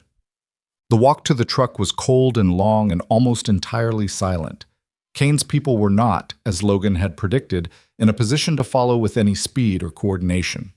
They passed 2 men sitting against a tree with the expressions of people having a difficult reassessment of their life's direction, and one man limping toward the access road at a pace that made the 3-mile walk to civilization look like a significant undertaking. Logan watched them without particular hostility. They were professionals doing a job. The job had been wrong. Those were different problems. Ranger walked beside Emma the whole way and periodically looked up at her with the steady, brown-eyed calm of an animal that has decided a person is worth the trouble. The truck was where they'd left it. Logan started it and let it idle for 3 minutes to bring the heater up to operating temperature, which on the passenger side meant actually warm, and on his side meant technically functional. Emma climbed into the back seat with Ranger and fell asleep with genuine speed, the way children can after a sustained period of fear, the body deciding that enough was enough and taking the recovery time it needed. Charlotte sat in the passenger seat with the USB drive on her knee and watched the dark mountains past the window. After 20 minutes of road, she said, "Are you going to tell me what Kane said?" Logan kept his eyes on the road. The highway was clear, plowed, salted, straight. He made the argument that protecting the evidence was going to hurt 11,000 innocent employees. That's the argument his lawyers will make for the next 3 years. I know. He's not wrong that there'll be damage. She said it quietly, like something she'd been sitting with for longer than this car ride. The company will lose value. Some people will lose jobs. The investors who weren't involved in the cover-up will take a hit. That's real. That's not nothing. No, Logan agreed. It's not nothing. But 23 people are dead and their families never got an explanation. She looked at the drive. That's also not nothing. He didn't answer that. He didn't think it needed one. They reached Millhaven at 6:42 in the morning. The county sheriff's office sat on the main street, a square, practical building with an American flag and a parking lot with 6 vehicles in it, which was more than the usual pre-dawn count. Logan pulled in and looked at the vehicles and then looked at Charlotte. "Fitch," she said. She'd seen the same thing he had, 2 unmarked sedans with government plates and a satellite communication van that didn't belong to the county. "He's already here." "He came early," she exhaled. "That's either very good or it means he got spooked and moved faster than planned." Only one way to find out. He woke Emma gently. She came back to consciousness slowly, her hair bent sideways from sleeping against the window, her eyes taking a moment to reassemble where she was and why. She looked at the building outside. "Is this where it ends?" she asked. Logan looked at his daughter, 8 years old, asking whether a thing was over, and it occurred to him that she had been carrying this alongside them for 3 days with more steadiness than most adults he'd known were capable of. "First part," he said. "Yeah." Daniel Fitch was a compact man in his mid-50s with a gray mustache and the kind of eyes that had spent decades doing the work that came before conclusion, gathering, comparing, withholding judgment until the evidence was complete. He met them in the parking lot. He looked at Charlotte with the expression of a man who had been professionally concerned about something for several days and was now recalibrating to the fact that the thing was standing in front of him in borrowed clothing with a wound in her side. "Charlotte," he said. "Daniel." She held out the USB drive. He took it with both hands. Carefully, the way you take something that you understand has cost more than it looks like. Then he looked at Logan. "You're the one who found her." "My dog found her," Logan said. "I just followed." Fitch studied him for a moment with those gathering eyes. "You've had a difficult few days." "Some parts more than others." Inside the sheriff's office, 3 federal investigators, 2 county deputies, and a forensic technician were already set up around a table in the conference room. Charlotte sat down and began talking, and this time she didn't stop for a long time. Logan sat against the wall with Emma dozing against his good shoulder and Ranger on the floor at his feet, and he listened to her lay it out: the financial records, the falsified trial results, the offshore transfers, Victor Kane's name attached to every decision at every level. With the precision of someone who had been organizing this testimony in her head for days and had it memorized down to the specific file names. Her voice didn't shake. Her hands were still. She was the most composed person in the room, which, given that she'd been pulled out of a snowdrift 4 days ago, was either remarkable discipline or a very particular kind of stubborn that Logan was starting to understand was simply how she was built. At 8:15, Fitch's phone rang. He stepped out of the room and came back 3 minutes later with an expression that was carefully neutral in the way that things are carefully neutral when they are covering something significant. Ranger, he said, and then caught himself. He looked at Logan's dog. Do you mind if I ask about the dog? Logan frowned. What about him? Does he do recovery work? Evidence location? Logan looked at Ranger, who looked back with the calm equanimity of a dog who has been asked stranger questions. When he's working, yeah, he's retired. One of our evidence technicians searched the crash site on I-70, where Charlotte's car was found Tuesday night. We've been over it twice already, but the snow and the cleanup work that Kane's people apparently did on the scene compromised it significantly. Fitch paused. If your dog were willing to walk that site, there may be things that our people missed. Charlotte looked at Logan. Logan looked at Ranger. The dog stood up. He shook once, head to tail, the way he did when he was transitioning from rest to work, an old habit, the physical equivalent of picking up a tool, and looked at Logan with the clear, focused attention of an animal that has been asked a question it already knows the answer to. He's willing, Logan said. The crash site on I-70 was 42 miles from Mill Haven, in a section of highway that had been partially reopened after the storm. The guardrail on the right side was still buckled from the impact. There was a burn scar on the asphalt where Charlotte's car had caught briefly before the snow had suppressed it. The roadwork crew that Kane's people had apparently arranged to clean up the site had done thorough work. Too thorough, actually, because the thorough removal of debris from a traffic accident is its own kind of evidence. Logan walked Ranger on a long lead while the evidence technicians followed at a respectful distance. The dog worked methodically, nose to the ground, moving in the grid pattern that came as naturally to him as breathing. The crash site itself yielded nothing new. The slope below the guardrail, where debris would have scattered on impact, yielded a floor mat and a fragment of Charlotte's car door that had already been cataloged. Then Ranger went off the pattern. He angled down the slope, 30 yards past where the search had been concentrated, into a drainage channel beneath a section of pine. Logan followed, letting the lead run. The dog stopped at the base of a snow-crusted boulder and sat. The formal alert, precise and unambiguous, the same one he'd given in the trees off Route 9 4 nights ago. Logan crouched and cleared snow with his hands until he found it. A burner phone. Black, basic model, cracked screen, sealed in a plastic bag that had been buried in approximately 14 inches of snow and debris. Someone had been at this site and had dropped it, or more likely thrown it, trying to put distance between themselves and the evidence. He didn't touch it. He stood up and called to the nearest technician. Back at the sheriff's office, the forensic team had the phone open within 40 minutes. The last call on the device had been made Tuesday evening, the same evening Charlotte's car was hit. The number it had called connected to a communications network that, after 3 hours of tracing by federal analysts, resolved to a private security firm contracted exclusively to a holding company that sat 3 layers of incorporation away from Victor Kane's personal investment portfolio. It was not a confession, but it was a thread. And threads, when pulled correctly, unraveled things. Kane was arrested at the county airfield at 4:17 in the afternoon. Charlotte had watched the press conference he'd given that morning, the one with the smooth voice and the careful language about her well-being, and she'd given her testimony, and she'd sat in a gray conference room in Mill Haven drinking bad coffee and answering the same questions in slightly different orders. While outside the building, the story moved through the world at the speed that stories move now, which is to say, all at once, everywhere, irreversible. Nora Vass's article went live at noon. By 2 o'clock, it had been picked up by every major outlet in the country. By 3 o'clock, 3 of Kane's board allies had hired separate legal representation, which is the specific kind of action that speaks clearly without saying anything. Logan was in the parking lot at 4:15, sitting on the tailgate of his truck with Emma beside him eating a vending machine sandwich when the call came through Fitch's radio about Kane's arrest. He heard it through the building's open door. He didn't go inside.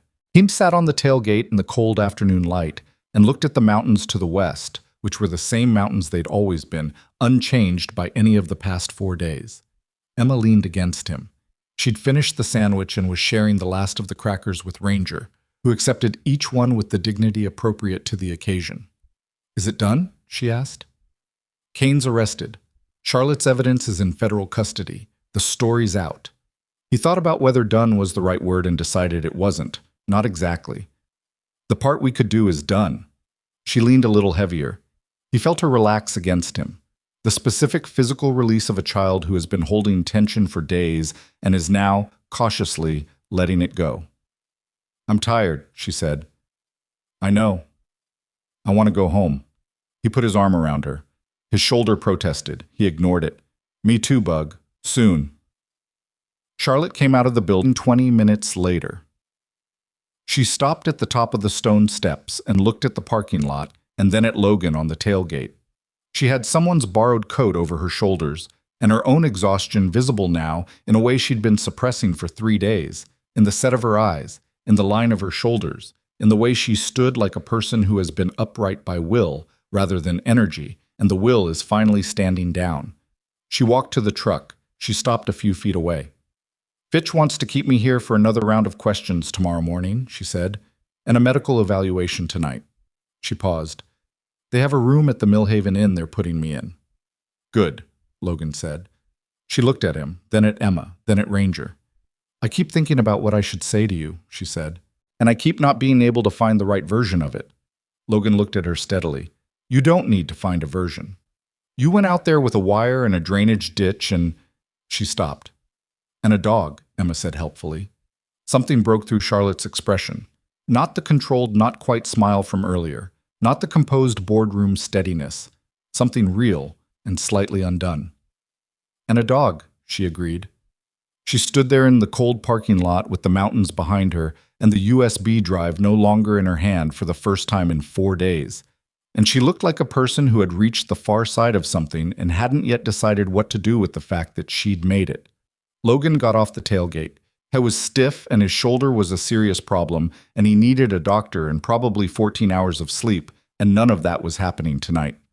"Go get checked out," he said. "Answer the questions. Let Fitch do his job." He held her gaze. "You did what you came to do." She nodded slowly. "Logan." She said his name the same way she had that first morning on his couch, carefully, like testing weight. "When this is over. When it's actually over." She glanced at Emma, then back at him. "I'd like to come back to Pine Hollow." Emma looked up from Ranger with the calm attention of a child processing information she considers important. Logan said, "The road's bad in winter." "I'll drive slowly." He looked at her for a moment. "Okay," he said. "You know where it is." He helped Emma into the truck, settled Ranger in the back, and started the engine.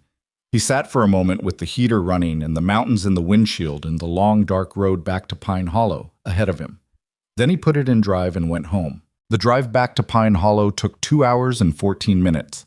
Logan knew the exact time because Emma asked him 3 times how much longer, and each time he checked the clock on the dashboard, and the intervals between her questions got shorter as she got more tired, which was a reliable indicator of a child approaching the edge of her endurance. He answered each time without irritation because she'd earned the right to ask, and because the truth was that he was measuring the distance himself. Not out loud, but internally, the way you track remaining distance when you've been out a long time, and the thing you most want is to be back inside the perimeter of your own life. They reached Pine Hollow at 7:30. The town was quiet, in the way small mountain towns are quiet in December evenings. Not empty, just settled. People inside with their lights on, and their lives proceeding at the particular pace of people who have made a choice to live somewhere the world doesn't rush. The gas station was open. The diner had its closed sign turned, but the kitchen light was still on.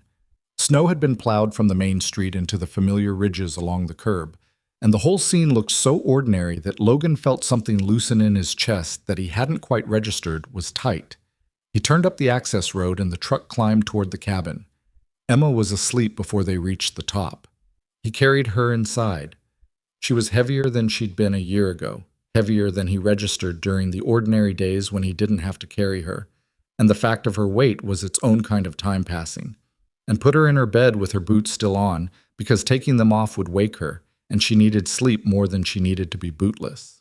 He pulled the quilt up to her chin and stood there for a moment in the dark of her room, with the particular feeling that parents know and don't have a good name for, the specific wordless relief of your child being safe in her own bed. And underneath that relief, the awareness of how close the distance had been between this moment and a different one. He went back downstairs. Ranger went to his bed in the corner near the wood stove and turned twice and lay down with a sound that was equal parts exhaustion and satisfaction. Logan got the stove going and stood in front of it until the cold had left his jacket, and then he sat down in his chair. His wood stove, his cabin, the ordinary geography of a life he hadn't fully appreciated until 4 days ago, when it almost became something he was talking about in the past tense. He sat there for a long time and didn't think about anything specific, and let his shoulder hurt. Thus, the cabin had been searched. He'd noticed it before he put Emma to bed. Small things you'd miss if you didn't know a space well. But Logan knew this space the way he knew his own hands. A drawer not quite closed. The kitchen chair at a slightly different angle. A book on the shelf that had been pulled out and replaced in the wrong position. Kane's people had come through while they were in the mountains, which he'd suspected and wasn't surprised to confirm. They hadn't found anything useful because there was nothing useful to find. Charlotte had had the drive with her the whole time. Everything else was just the contents of a modest man's modest life. Work clothes, Emma's drawings taped to the refrigerator, a box of his late wife's books that he'd never fully unpacked, a coffee maker that needed descaling, Ranger's medication in the cabinet above the sink. He made coffee and sat with it and looked at Emma's drawings on the refrigerator. She'd drawn him in most of them. A stick figure with dark hair that was slightly too tall for the proportions of the paper. In some of them, she'd drawn Ranger beside him, which she'd done by making a dog-shaped blob in brown crayon and writing Ranger in careful capital letters underneath, apparently confident that without the label there might be ambiguity.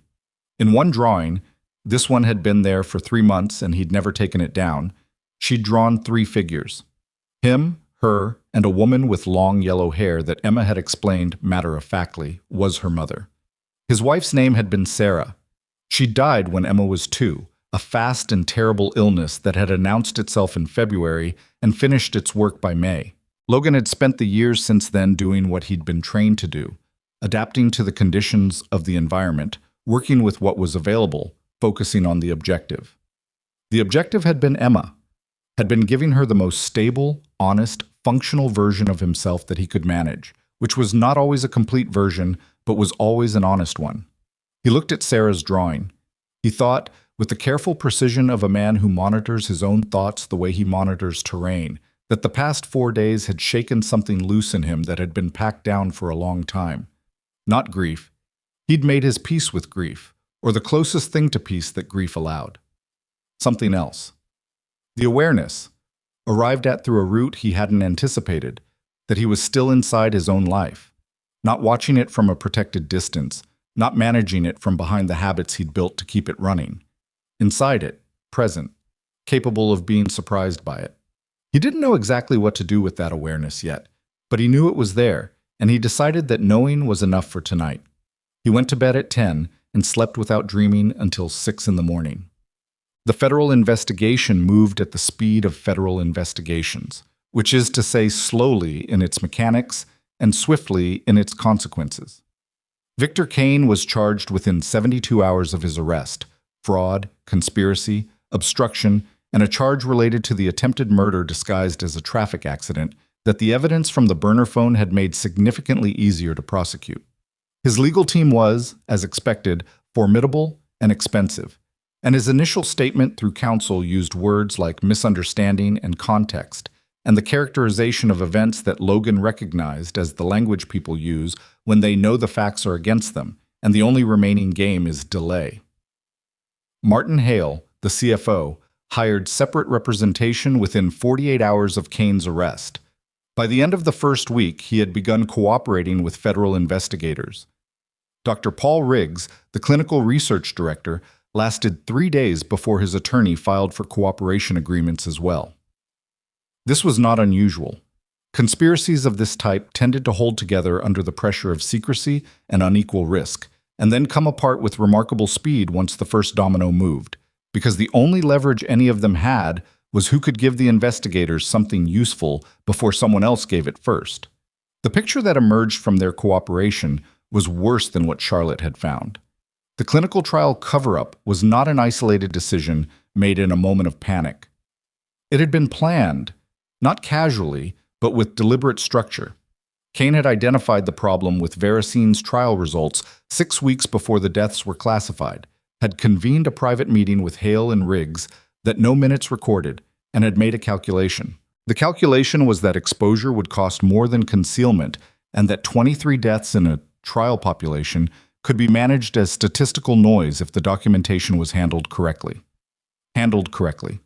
That was the phrase Hale used in his cooperation testimony, and when Logan read it, Charlotte had sent him a summary through Fitch's office, which was an unusual courtesy that Fitch had apparently decided was warranted given the circumstances. He sat with it for a while, the specific cold of it, the way it reduced 23 people's last weeks to a document management problem. He thought about the families of those people. He thought about what they'd been told. He thought about the particular cruelty of being given a wrong explanation for something irreversible and having no way to know the explanation was wrong. That was the thing that stayed with him, through all of it. Not Kane's arrest, not the legal proceedings, not the coverage that turned the case into a national story about pharmaceutical regulation and corporate accountability. The families. The people who had been waiting, for 18 months, for someone to give them the truth. Charlotte had understood this. It was, he'd come to think, the thing that had made her keep running when running was genuinely dangerous. Not her own survival, not the preservation of her company, not even the abstract principle of justice. The specific, concrete fact of people who deserved to know what had happened to the people they loved. He respected that. He wasn't sure he would have articulated it that way before 4 days in the mountains, but he respected it clearly now. The story broke Logan's way, eventually, which is to say it broke badly first. For approximately 10 days after the arrest, he was identified in press coverage as a person of interest, not a suspect, but adjacent to one, the delivery driver who had appeared in a situation involving billions of dollars and a missing CEO, and an unknown number of people with tactical training and bad intentions. The coverage was not malicious. It was just the way stories get told when the facts are still assembling. Everyone in the frame is a question until they're not. A local news crew came to the access road. He didn't go out to meet them. They eventually left.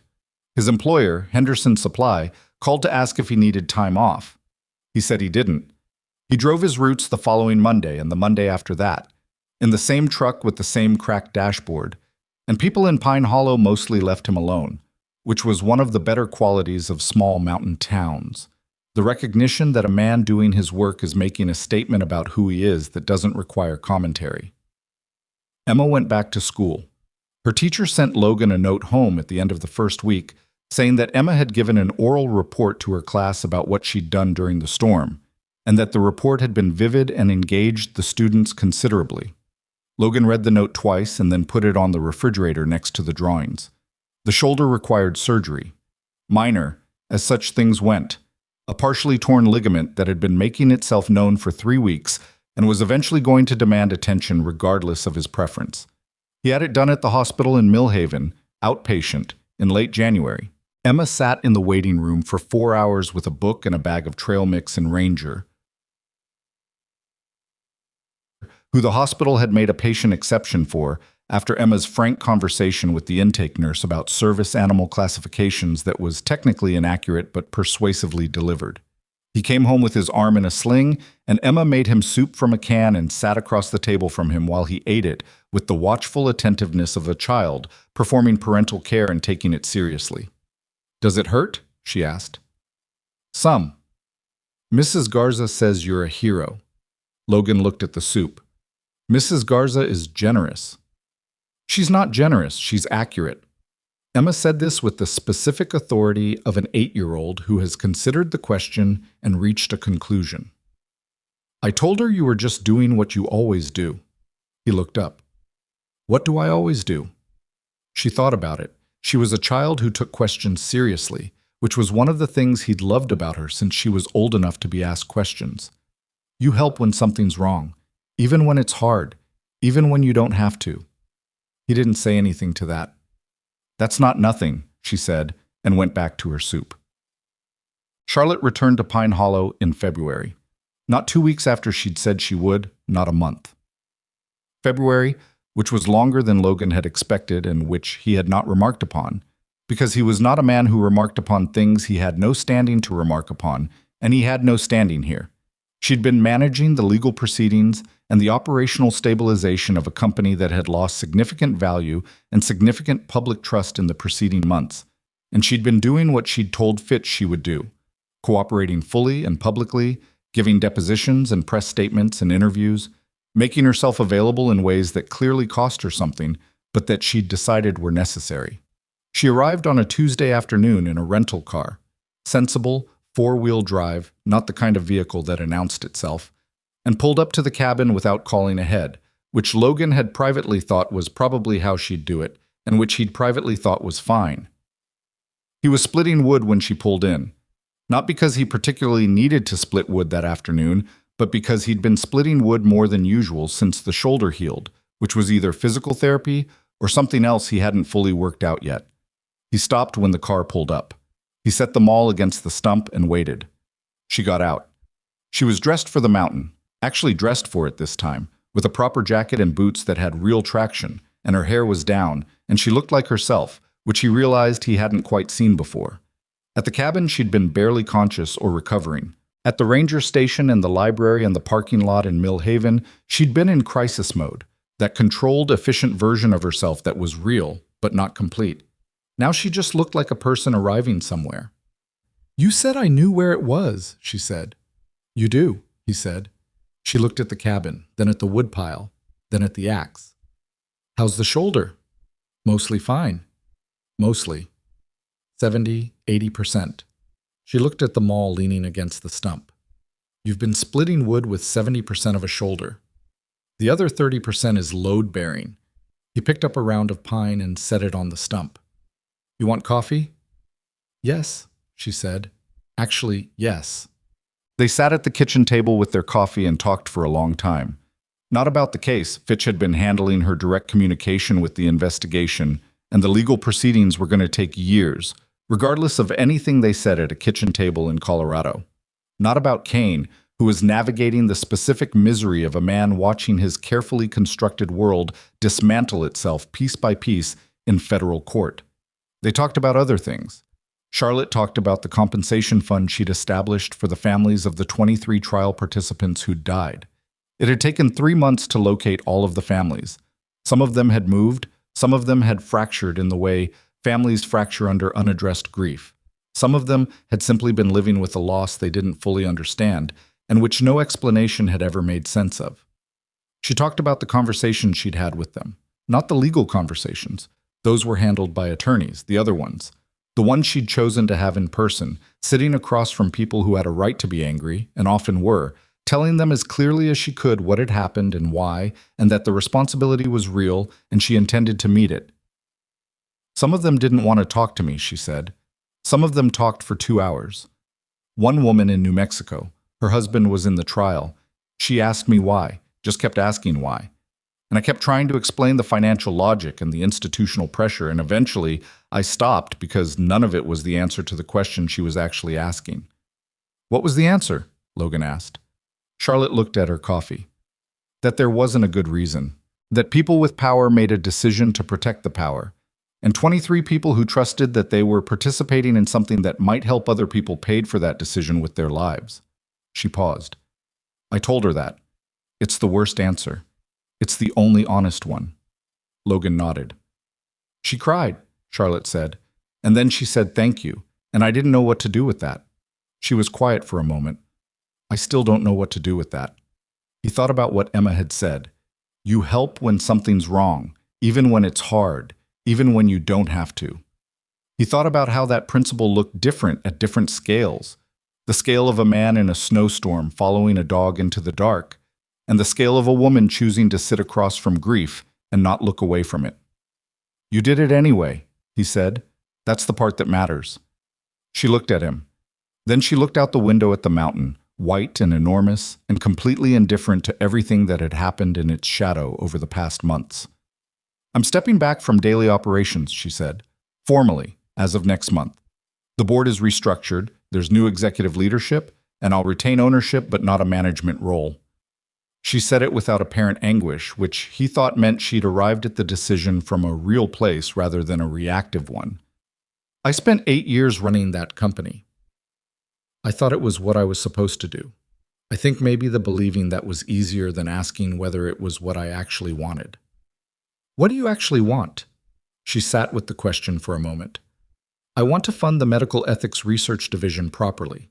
We're building a model for how pharmaceutical trials can be monitored externally with independent oversight in a way that makes it structurally harder for what happened to Veracine to happen again. She turned her coffee mug slowly on the table. I want to make sure the families are taken care of long term, not just compensated once. I want to... She stopped.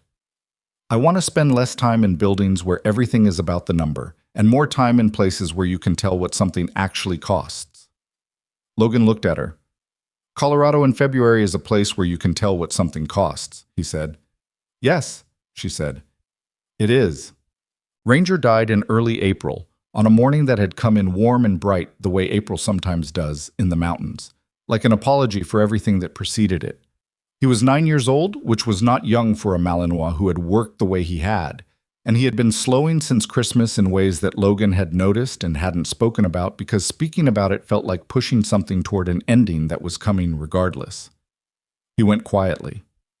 That morning he ate his breakfast and went outside and lay down in the patch of sunlight on the south side of the cabin that he'd claimed as his since the first winter, and he didn't get up again. Logan sat with him for a long time. Emma came out at some point and sat on the other side and put her hand on his flank and said nothing, which was the right thing. They buried him at the edge of the property where the tree line started, under a pine tree that Logan had always privately thought was the best positioned tree on the land, with a clear view down the slope and good shelter overhead. Emma put a flat stone on the spot and painted his name on it in careful letters. She wasn't crying when she did it, which Logan found harder to watch than if she had been. The particular quietness of a child doing something real with full seriousness. That evening, Charlotte called. She didn't know about Ranger yet. Logan hadn't told anyone. It had just happened that day. And she was calling about something else, a logistics question about the Ethics Research Foundation's filing timeline. But somewhere in the first 5 minutes of the conversation, Logan's voice apparently told her something his words didn't, because she stopped mid-sentence and said, "What happened?" He told her. There was a silence on the line. Not the silence of not knowing what to say. The silence of knowing exactly what something costs and sitting with it. "I'm sorry," she said. And then, "He found me." "Yeah," Logan said. "He did. He saved my life." I was good at that. Logan looked at the window and the dark beyond it. He was the best dog I've ever known. And I've known some good dogs. He heard her exhale. "I'll be there this weekend, if that's okay." "It's okay," he said. She came that Saturday. She brought nothing she made a production of, and she stayed for 3 days and helped Emma plant something near the stone marker. A Colorado blue spruce, a seedling barely a foot tall, the kind of thing that would take decades to become the tree it was going to be. They put it in the ground together, the three of them, in the cold April mud with the sun doing its inadequate best against the residual cold, and Emma patted the dirt down around the base with the careful seriousness she brought to things that mattered. "It'll take forever to grow," Emma said. "Most things worth having take forever," Charlotte said. Emma looked at her, then at her father, then at the small tree in the ground.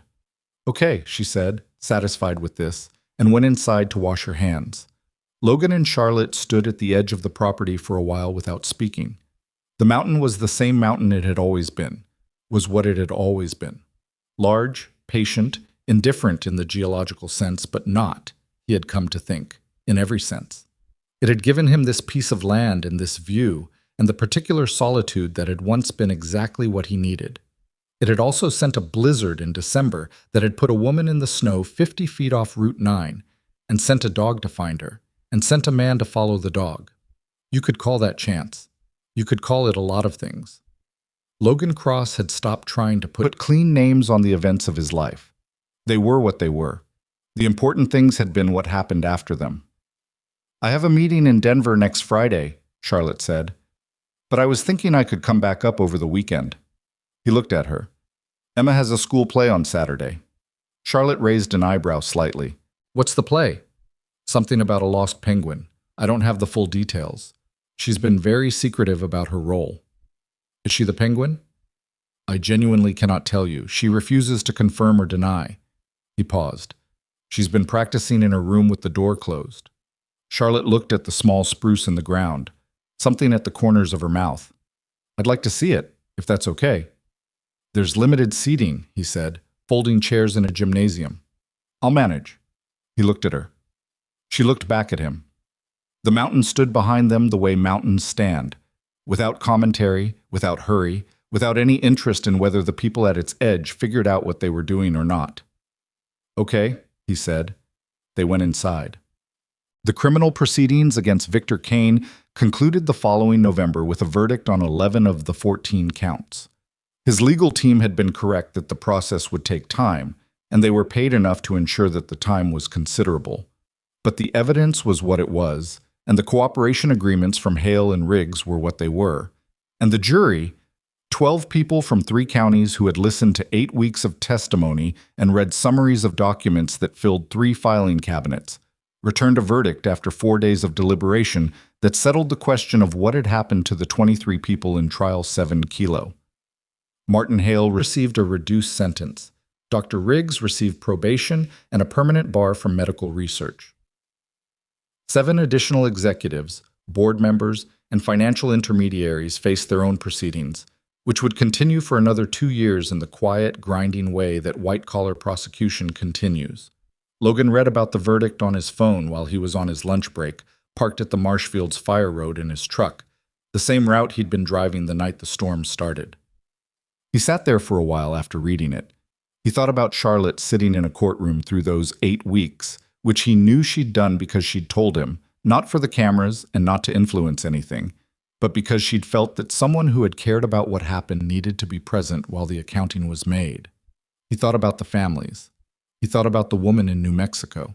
He thought about the particular inadequacy of the word justice, the way it suggested a clean resolution to things that didn't resolve cleanly, that left marks even after the formal questions were answered. He didn't think justice was the wrong word. He thought it was a limited one, which wasn't the same thing. He called Charlotte. She picked up on the second ring. I saw, she said. Yeah. A pause. The comfortable kind that had become more available over the past year, the kind that didn't require filling. How do you feel? He asked. She thought about it. He appreciated that about her, that she thought about questions rather than answering reflexively, that she gave them the weight they deserved. Like something is over, she said. Not everything, but something. That's probably right. Are you on your road? Marshfield Fire Road. Drive carefully, she said. There's weather coming in from the west. He looked at the sky through the windshield. She was right. A line of cloud on the western ridge, the specific gray-white that meant snow by evening. He'd seen it enough times to read it without thinking. I'll be home before it hits, he said. I know, she said. I'll see you Sunday. He hung up and sat for another minute looking at the mountain, at the cloud line building above the ridge, at the trees along the road that had been standing long before this road existed and would be standing long after the road was gone. Then he started the truck and finished his route. He was home before the snow. Emma had already fed Ranger's replacement, a young shepherd mix they'd adopted in July, still in the phase of existence where everything was potentially edible, and furniture was a suggestion, and was doing homework at the kitchen table with the focused energy of a child who wanted to be done with it before her father got home. She looked up when he came through the door. You're early, she said. Storm coming. Charlotte texted me. She said there's weather. Emma looked back at her homework. She worries about the roads. Logan took off his boots at the door. He hung his jacket. He went to the kitchen and looked in the refrigerator and found the leftover pasta from 2 nights ago that would be dinner. He put it on the stove and stood there while it heated. Dad, Emma said from the table. Yeah. Are you happy? He turned and looked at his daughter, 9 years old now, with her mother's eyes and her father's stubbornness and something entirely her own that he suspected would take her a long way. She was looking at him with the direct, serious attention she brought to the questions that mattered to her. He thought about the answer. He gave it the weight it deserved. More than I was, he said. Getting there. She considered this with the gravity of a child who has learned that honest answers are worth more than easy ones. Then she nodded and went back to her homework. Outside, the first snow of the season was beginning to come down. Not the violent, disorienting blizzard that had started all of this nearly a year ago, but the quiet, early evening kind, flakes falling straight and steady in the still air, covering the access road and the woodpile and the small spruce tree at the edge of the property, which had put on 6 inches since April and was, by all indications, going to be a very good tree. The pasta started to bubble.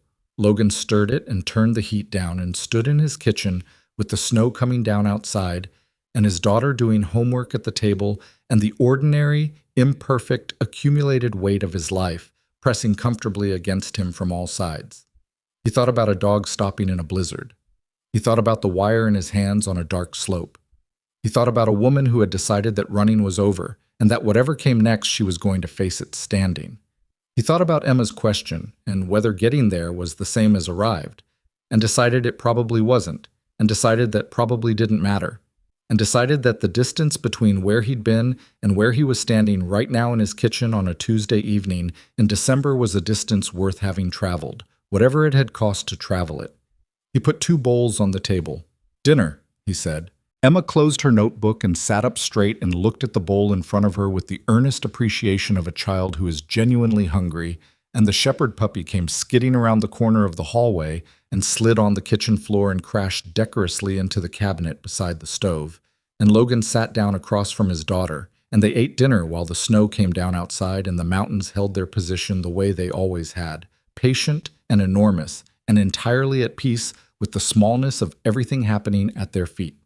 Which was not indifference, Logan had decided, which was just the particular perspective of something that had been standing long enough to know that the small things, the ones that happen in kitchens and at kitchen tables and in cars on mountain roads and beside the graves of good dogs, were not less than the large ones. They were, in most of the ways that held up over time, exactly the same thing.